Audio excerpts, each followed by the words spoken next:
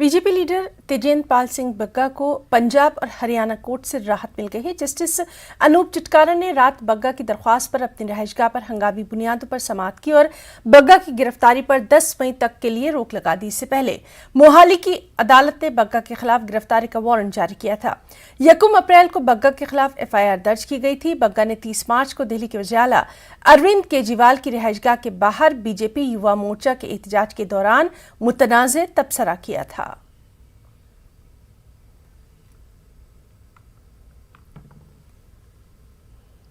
अभी ये शुरुआत है, ये चलती रहेगी।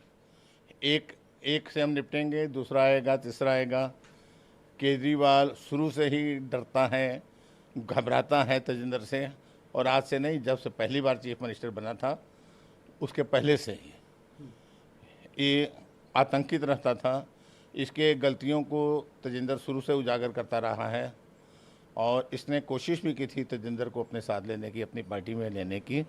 कुमार विश्वास भी 2 बार हमारे यहाँ आए थे तेजिंदर से मिलने, इसको बुलाने उस समय, लेकिन इसने उनके साथ नहीं गया और उसके बाद से ये काफ़ी घबराता है। उस समय के आपके कार्यकर्ता कहते थे कि केजरीवाल साहब को रात में भी तेजिंदर आता है सपने में।